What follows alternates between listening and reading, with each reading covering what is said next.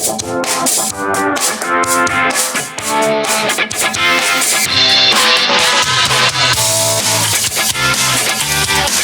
by Riverside FM.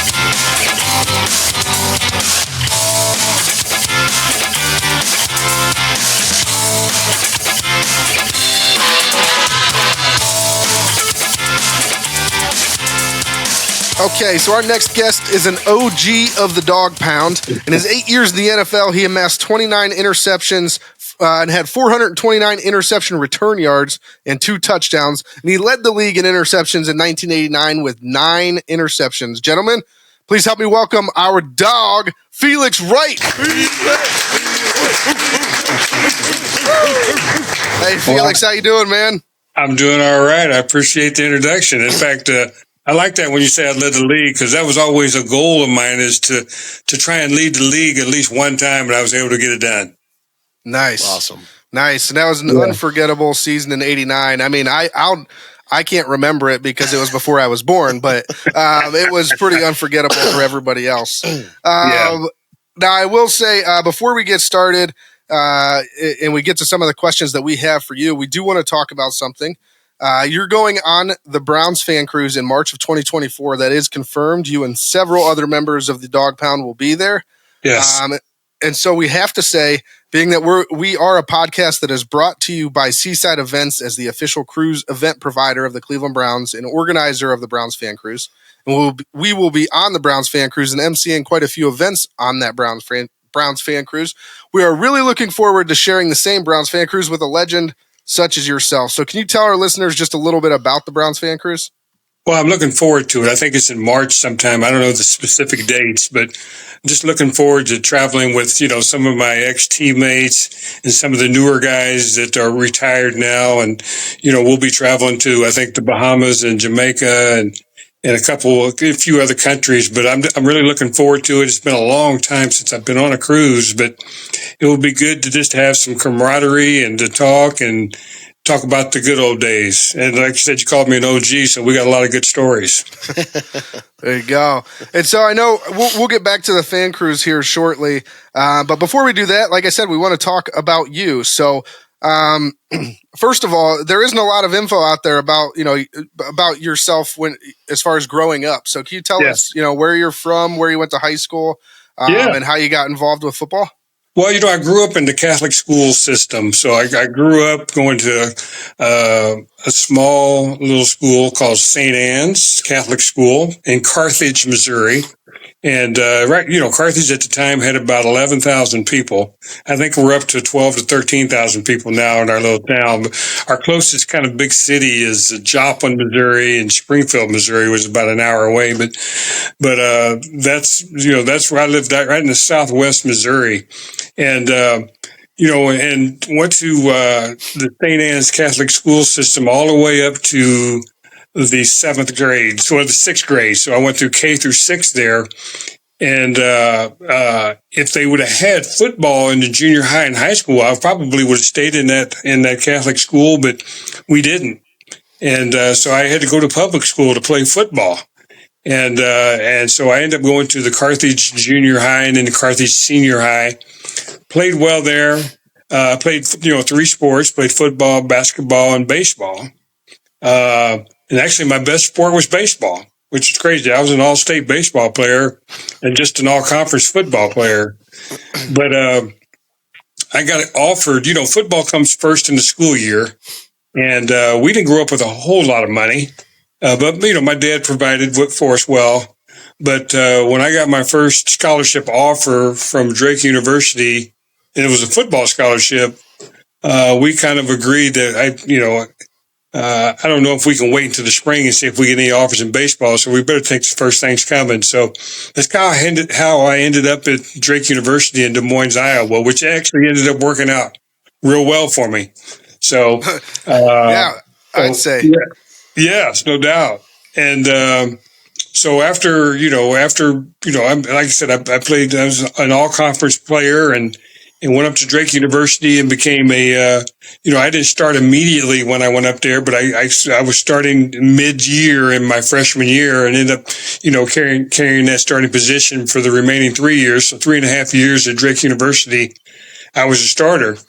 But, at Drake, we were a Division I school at the time, but we didn't get a lot of recognition because, we were nestled in Des Moines, Iowa, which is the biggest city in Iowa. But, Iowa State was about 30 minutes down the way. The University of Iowa was about an hour and a half away, and we were nestled right in the middle. And so anytime we had a home game, they took all the fans. So, our stadium didn't hold much anyway. I think our stadium held like 6,000 people, but, so we just didn't get a lot of recognition. But we had good football teams, and we had good film. But we didn't get a lot of recognition, so we didn't get a lot of people to see us. So we went 8-3 that last year, and we beat Colorado, played Nebraska really well. But none of us really got an opportunity there. So from there, I basically graduated in 4 years and had no choice but to move back home and to solicit for jobs back there to kind of survive. And so I went back home to Missouri and applied for a few jobs, coaching jobs, because I had I had a teacher coaching degree, and got a job in Joplin, Missouri, where, they hired me on to be a physical education and history teacher and also driver's education when they had driver's education in school, and football, girls basketball, and track coach. So I loved it. I had a great time doing it. And, a funny thing happened during football season. Pretty much I was the defensive linebackers coach, which was kind of crazy. And then I was also kind of the weight training coach.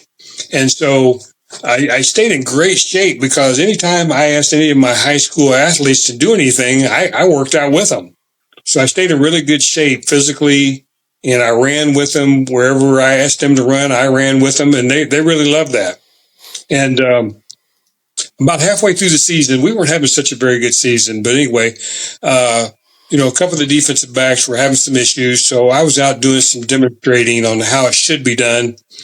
And then, went on about my business. And then, after every practice, in any high school or college, you always have the coaches meetings after, the practice, just to kind of evaluate how the practice went and what we need to work on. And a couple of coaches were just looking at me, shaking my head. They said, "Felix, I don't even know why you're still here." And I'm like, "What are you talking about?" And they said, "Well, you should be playing somewhere, professional football." And I'm like, "Come on now." I says, "I'm out demonstrating, to high school kids, so I should be able to lock down a high school kid." I said, "The pro levels are a lot different." And I said, "But I would love to have the opportunity," because I said I didn't feel like I got an opportunity to even get a try at the next level. So, but after they said that, it kind of, triggered something on my drive home, because I lived about 20 minutes from the school. So as I was driving home, I was just thinking about it. I said, "Man, I wish I did had an opportunity to do that." But, I got one letter while I was at Drake, and it was from an agent out of Philadelphia, Pennsylvania. And it was funny. I got the letter, but he never called, and I never called him. And so when I went home that evening, I kind of told my mom and dad what happened. And I just says, "You know what? Do you still have my books and stuff from college?" And she said, "Yeah, they're upstairs in the attic." And I says, I need to try and find this letter of this agent, maybe give him a call and see what he can do for me." And she says, "I'll go up and look for it and see if we still have it." And so she was up there for a little bit, and she came down with the letter. I remember the attorney's name. His name was Elliot Lehman. And so I called him up that evening, and I said, "Elliot, how you doing?" I said, "This is Felix Wright." And he says, "Yeah, I know who you are. You never called me." And I'm like, "Well," I said, "I thought that's a two-way street, man." Yeah. I said, I thought agents call players. Players don't call agents." And then we laughed about that. He asked me how I was doing, and I told him what I was doing. And I said, you know what? I had an experience today, where I had talked with a couple coaches and they thought, maybe that I should be at the next level, but I know that's, just talk. But I said, if you can get me a tryout somewhere, I'd be grateful. And I said, see what you can do. And if nothing works out, nothing lost. But if something works out, maybe something will happen. So he said, cool. He said, I'll make some calls and see what I can come up with. And so he called me up the next day and he said, well, I got some good news and I got some bad news. And I said, wow. And he said, well, which news do you want first? And I said, well, the good news. And he said, well, the good news is I got 2 tryouts for you. I'm like, wow. And I said, what could possibly be bad? And he said, well, they're both on the same day. So he said, so you're going to have to make a decision on which one you want to go to. Either go to the Detroit Lions workout or go down to the Houston Oilers workout. And on my teacher's salary, I said, well, I better choose the closer one because I had to pay for everything. I had to pay for gas, the car, the hotel, the whole works. And so I had about 45 days to kind of fine tune my skills and to, really tune it up to where I ran a good 40, lifted good weights for them to make a good showing. And my uncle said he would take me down there. And I thought, well, this is great. So, my uncle took off from work. We went down on a Friday because it was a 2-day workout. It was on a Friday, Saturday. And so they scheduled me in on a Saturday.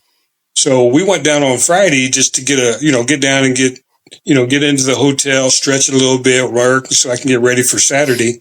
And so we decided to go in there and actually watch the Friday workouts and see how that was going, not having any idea of, what to expect. And so, we get there, we get checked in, and then we go over to the facility and we see all these people and all these cars there. And I'm like, wow, that's a lot of people. And it ended up being about 150 people there working out. And I'm like, I looked at my uncle and I says, I think this is a waste of time. I says, we're not going to really get a legitimate look here. We should just leave. And my uncle, his name is my Uncle Tinker. That's his name. He said, I took off work. You're going to work out. So I said, oh, all right, I'll work out. I'll go through and see what we can do. But, if you got that many people there, how can you really, truly evaluate anybody? And he said, well, you're going to run. We're going to see. And I'm like, okay. So, we went home and stretched some more, got ready, ate, and then got up the next morning and went over to the facility and went through kind of the combine workout. Went in and they weigh you, get your size, you lift a few weights, and then you go outside. I did a few back pedals, caught the ball, and actually ran a couple 40s. And then, we probably worked out for about an hour. And in that session, we had about another 150 people. So 300 total people were there. So after about an hour, he blew the whistle. And so he brought the group in from Friday with the group on Saturday. And we were all out there on the field. And he says, we would like to, thank everybody for coming. Some came from a long ways and we've came up with, a few things that, we want to invite to camp, and we've invited 3 people. And so, you got 300 guys there, and he says they got 3 people, so that the odds are pretty crazy. And my name was the second name called, which was really amazing. At the time was really crazy. And so good thing, because then you didn't have to wait for the third name. Because then I know. And I guess what we should be saying right now is thank God for Uncle Tinker. That's right. That's right. Because if I was the only one there, I would have just left, Friday night after the workout, Yeah. But, so they came back in on the next day on Sunday. They signed me to a contract. They said you could, report back in a month. And so I actually, the craziest thing is that I went home and I worked out and I felt really good. And it came up and worked out in the summertime. And I felt in that training camp, I had the best training camp I've had. Even when I was with the Browns and with the Vikings, I had the best camp. I felt I was the best, safety in camp. And, was making interceptions, making good tackles. And for whatever reason, and Kenny Houston was the defensive back coach for the Houston Oilers at the time. Kenny Houston was an all-pro safety, and he's in the Hall of Fame. And he'd been there for a while. And after the third preseason game, we had, got in there and played real well, and had a great camp. And they ended up releasing me, which was totally caught me off guard.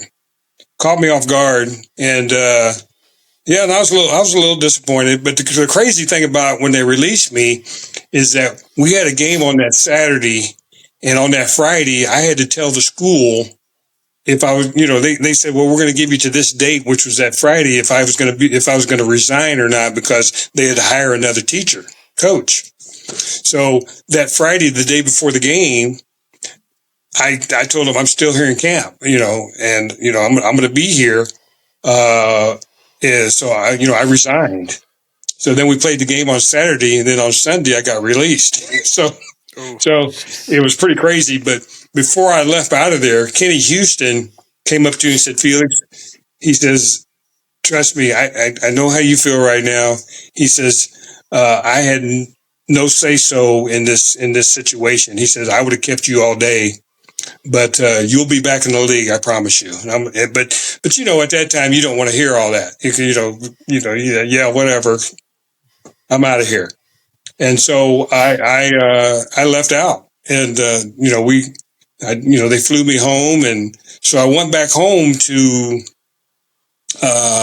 no job, because I had resigned on Friday, and didn't know what the heck I was going to do, and I got home on that Sunday, and that Sunday evening I got home, I got a call from a Canada team, which is called the Hamilton Tiger Cats.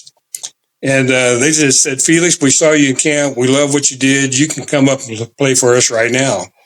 And I'm like, yeah, but I don't really understand Canada. Isn't it pretty cold up there? Doesn't it snow? Don't they have bears? And they said, well, yeah, it is. It gets pretty nippy up here, but we can play football. It's a little different. We play on a little bigger field, a little wider field. But, we play with 12 men versus 11. But we'll teach you the game, and you can come play for us. And I didn't really, it wasn't really a hard decision because, like I said, I didn't have a job anymore. So I said, well, I'll go up and give it a shot. And I told him, I said, listen, I need some cash, man. I've been here in training camp. They don't pay as much. I got some bills to pay. And I said, could you have $1,000 waiting for me when I get there? And they said, no problem. So as soon as I got off the plane, they gave me the $1,000. I was able to send it back home and pay some bills, and they flew me in on Thursday. We went through a little walkthrough on Friday, and then we flew out to Edmonton, Alberta, on Friday afternoon, and we played Saturday against the Edmonton Eskimos, and the starting quarterback there was Warren Moon, And Warren Moon looks out there at that right cornerback position and sees there's a rookie out there. And he says, well, so the first 10 passes in the first quarter were towards me.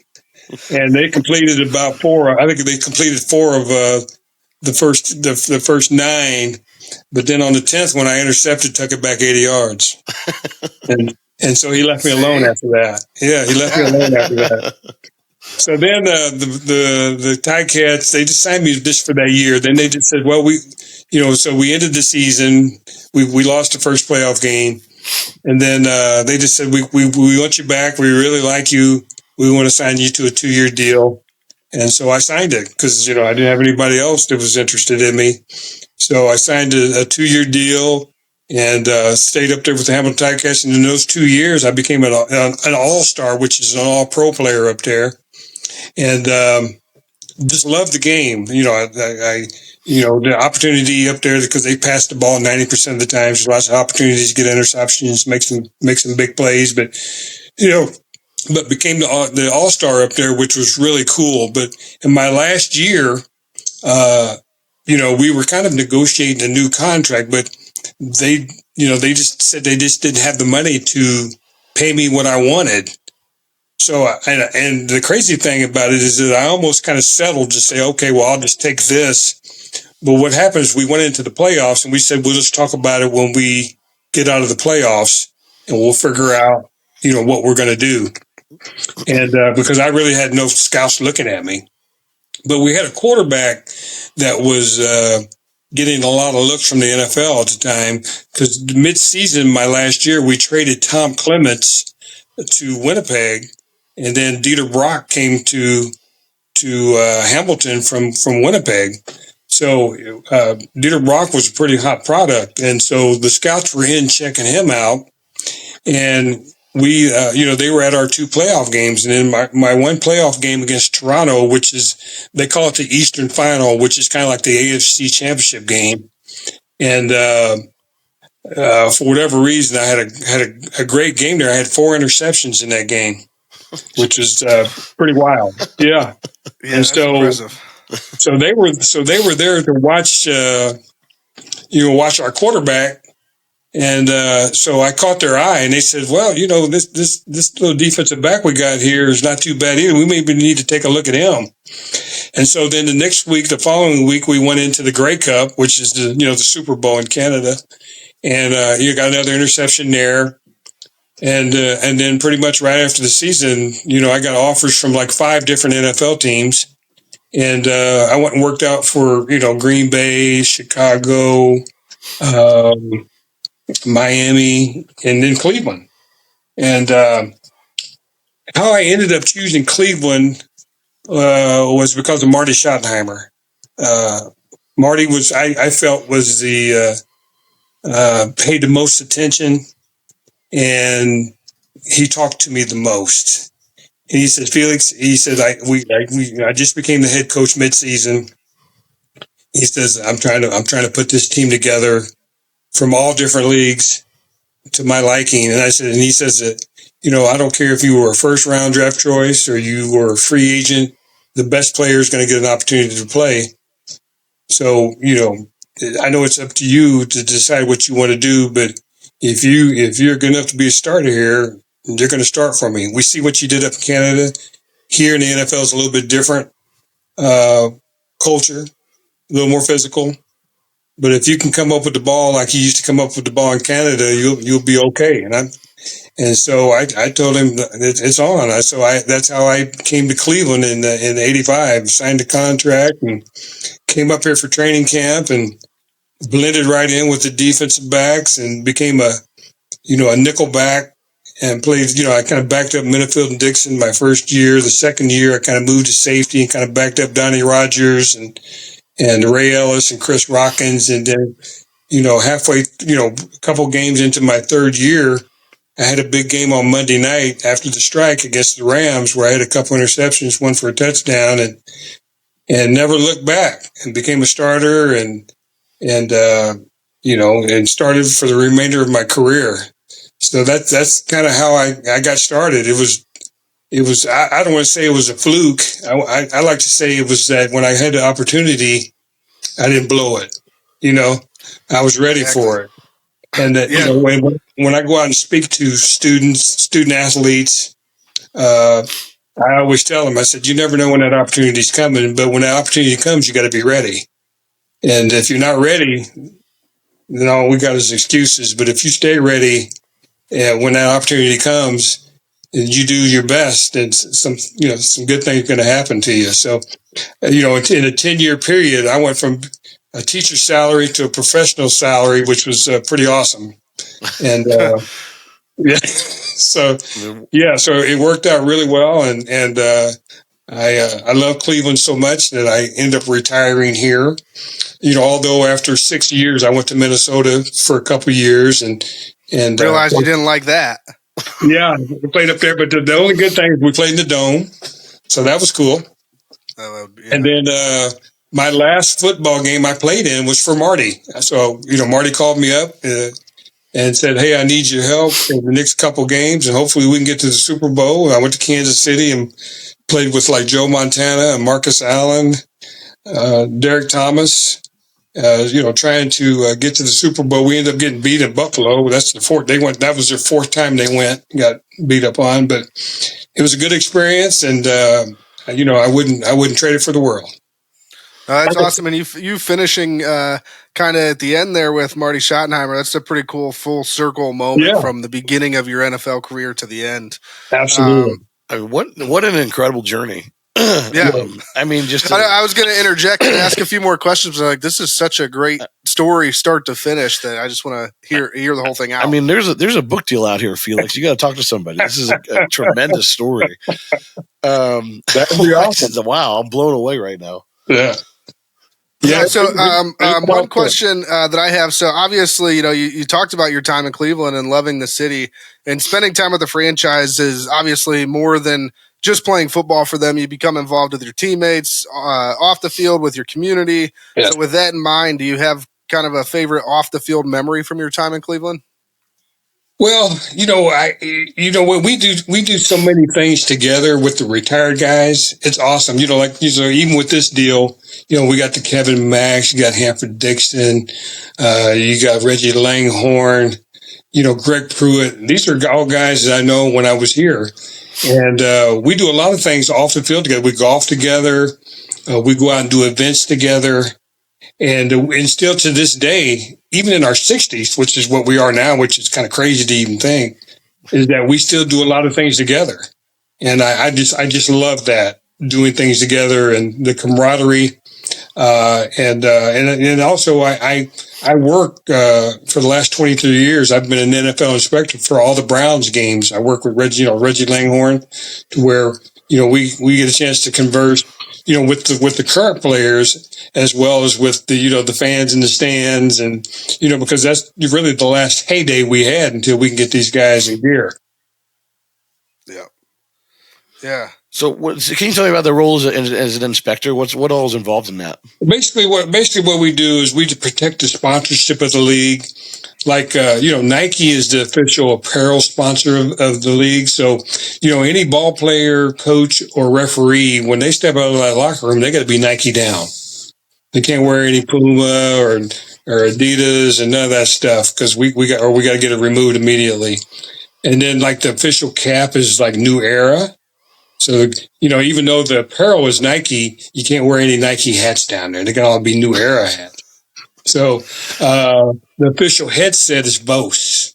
So we can't have any Beats by Dre down there. The official computer is the Motorola. So we can't have any Apple computers down there. Which there's always, I don't know how it gets down there, but Apple computers find their way down there. And then Gatorade is the official drink.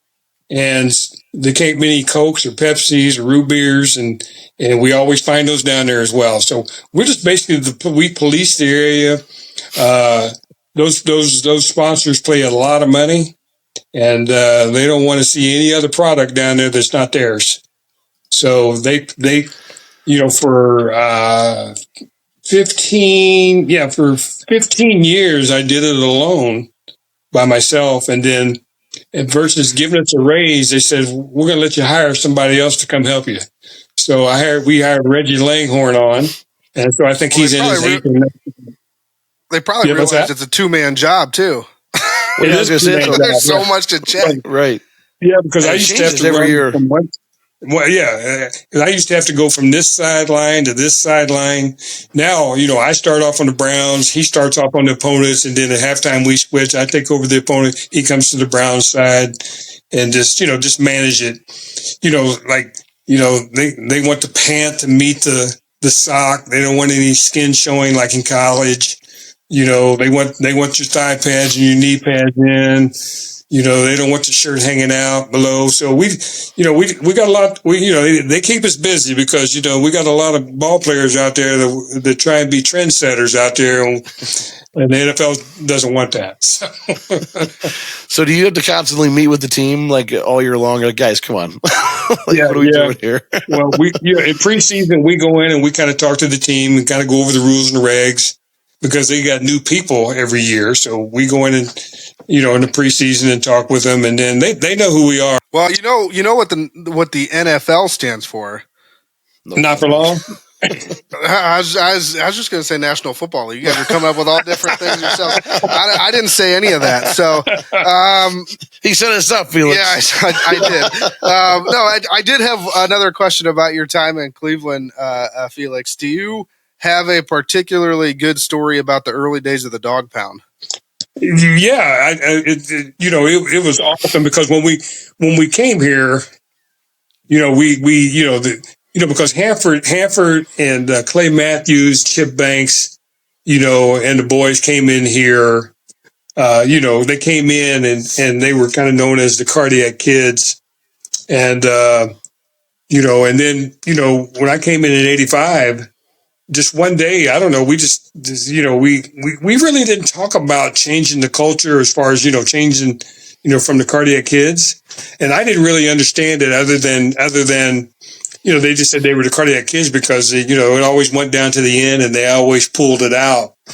But it was one of those things where Minifield and Dixon just says, well, we need to create our identity for these '80s teams. And then just one day they just started barking, at the, in the end zone, which they call the Dog Pound. And it just, the fans picked it up and they started barking. And then we did a poster, where, we had, I think it was Frank Minifield. Oh, is that the famous one of you guys all standing on the steps in Cleveland? Yeah. Al Gross, Don Rogers. They did that and that's when it actually became official. The only place we messed up, Hanford messed up, is that we didn't get a trademark before the Browns could. The Browns are still using it today, making millions of dollars, and we're not getting a penny. Yeah, well, I have another follow-up question regarding that, but before I get there, that photo, don't you guys all have like a dog? Each have a separate dog on a leash? Yeah, one's got a Doberman, and the other one's got some or all of you guys are shirtless or something. It's no, we're not like David and Joko. No, not like that. No, but my follow-up question that I had is how do you like the new Dog Pound logo? It's all right. It's okay. I wish they had to put it. It's okay. I wish they'd put that on the 50-yard line versus what they got out there now. Yeah, you're not a big fan of the elf, huh? No, not really. I don't really understand the elf. I mean, maybe I just don't know the history of it. Yeah. It was back from like the 50s and 60s. Yeah. It was very short-lived, but right. But yeah, I mean, Kenny would probably disagree with you just because he hates the new Dog Pound logo. And I don't like. I like the old dog, the original dog. Right, right. Was very cool, but this one just doesn't do a lot for me. But yeah, I know. It's okay, but it's one of those deals where as long as they keep the helmets the same colors without a logo on there, I'm okay with it. You know what would make this Dog Pound logo better is if it was trademarked and you guys were the ones making the money off of it. Absolutely. I wouldn't be down there working on the sidelines. I'd be up in the suite hanging out. See, you missed your opportunity. I know. But listen, it's always interesting hearing stories of retired players, and especially obviously the guys that came through Cleveland. But I do know that for most of you guys, you get sort of the second life after football, and you get to start doing things that you couldn't do while you were in the league. So can you tell us a little bit about what you're up to today? I know you mentioned that you're an inspector, but just in general, what are you up to these days? I'm happily retired now. Actually, I've got that age where I could collect my pension and my Social Security now, so I really enjoy doing that. And so the only thing I do now is really that inspector job for all the home games. But, when I first retired from the game, I didn't do much for a couple of years, just kind of lived off some of the investments that I made. And then after, I retired after the 93 season, and I think in 1990. So I took like 5 years where I was just kind of living off what I made. And then in 98, I went to work for a bank called Royal Bank of Canada, because they wanted to start up a sports program. And my agent at the time, was from Toronto and said that, hey, I know the perfect guy to start off this program. And so they ended up hiring me and another fella. And, they were home based down in, they're home based in Toronto, but their headquarters in the United States was down in Atlanta, down in Buckhead. So they hired me on, and we kind of started up their sports program where we work with athletes. I did that for a couple of years and had a wonderful time doing it, and kind of kept me in the game. And then, after a couple of years of corporate America, I said, yeah, it's time to get on out and start my own deal. So I pretty much, retired in 2000. I started up my own company to where I just started working with athletes on my own, pretty much doing the same thing that I was doing at the bank. It's just I didn't have the bank money, so I had to go out and find investors. So, I found about 10 investors, and we invested in athletes, and, we made some good investments to where our money came back to us. And so, I did that for, pretty good 20 years, to where I did that working with athletes. Now, days, the last couple of years with this NIL, they don't really need money anymore. So that business kind of fizzled out, other than I can help manage money, but I'll let the money managers do that now. So that's kind of what I did for the 20 years when I was just kind of just here and there. But I'm a firm believer. If you have your own business, you can pick and choose what you want to do. And it was pretty stable. So I was pretty lucky that way. Yeah, no, and good for you as far on, you said you're happily retired. Good for you. Just spending your days doing what you want to do. I mean, that's the life I want to live. But I still got, 35 years till I get there. So, not looking forward to that. But something I am looking forward to is the time that we get to share on the open ocean and a couple amazing stops along the way in March of 2024. So I do want to talk about a competition that they have going right now for the Browns backers for this inaugural Browns fan cruise. They're having a competition with the Browns backers. It's basically who could get the most bookings. And so whoever does get the most bookings will get an all expenses paid balcony cabin for two on the Browns fan cruise. The chapter with the highest member to bookings ratio also gets an all expenses paid ocean view cabin for two. All members of the winning chapter will receive a specialty dining pass for two guests, and all members of the winning chapter will receive a Browns fan cruise commemorative Cleveland Browns autographed football. And so with that being said, and knowing that there's this competition for Browns backers out there, do you have anything you want to say to Browns backers across the nation and really across the world? Well, I love the Browns backers. They got so many around. Actually, I got a daughter that lives in St. Pete, Florida, and I got a daughter that lives in Minneapolis. And actually, my daughter in Minneapolis is from Minneapolis when I was with the Vikings. So she's a Viking fan, but she's also a Browns fan as well. And my daughter grew up in Cleveland that lives in St. Pete's. So she goes to a Browns backers bar there and watches all the Cleveland games every week. Nice. But I've been doing Browns backers meetings for forever since retiring. And I think they're great organizations. And in fact, I'm actually going to Cincinnati and doing one here later on this year. Actually going for the last game of the year. I'm going down to Tampa to do a Browns backers meeting. We just love them. We love the enthusiasm that comes along with it. And we just can't get enough of them. And then we also, like me, Hanford, Reggie, and Kevin, we always show up when the presidents come to Cleveland in training camp. And get to visit with all the presidents from around the country to come in and support us as well. So the Browns organization really depends on us a lot, the alumni a lot, to do a lot with the Browns backers, which we're obliged to do if they pay us to do it. Yeah, absolutely. And so, no, I mean, you are correct in one thing for sure is that the Browns backers are literally everywhere. Yeah. I mean, we have a whole Browns backers interview series on our podcast because they're everywhere. Right. Right. But real quick, we are running out of time here, but real quick, can you tell us a couple things? How do you think the Browns have looked thus far this season, and how do you think they'll fare the rest of the way? Well, I predicted, a lot of people were asking me for their predictions on how many games they'd win. I told them at the beginning of the year that they would win 10 games. So we're right on point. So it looks like we'll reach that. Dead on so far. Yeah. So We've given a few games away. I mean, we could be, 6-2, 7-1. I mean, really, the only game that we really lost was against the Ravens.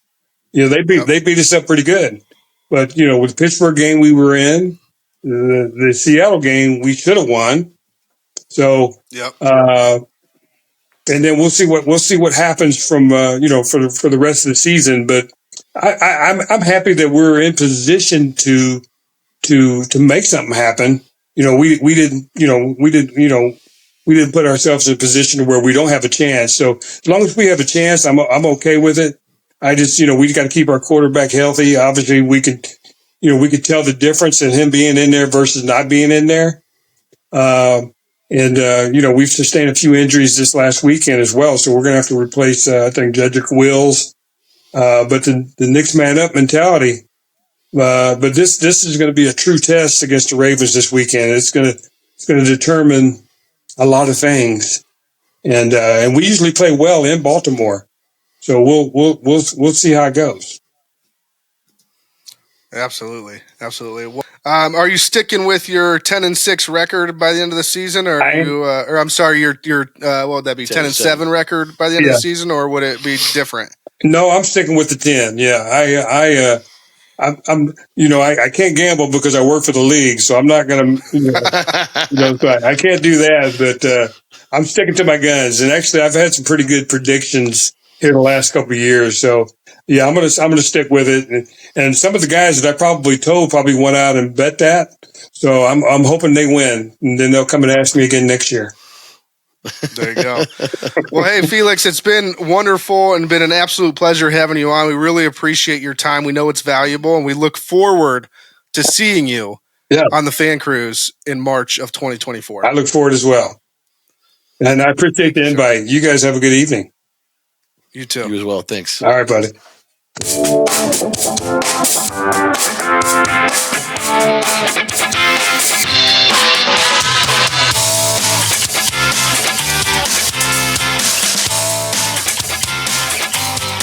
I'm Felix Wright, and you're listening to Burning River Sportscast. Go Brown.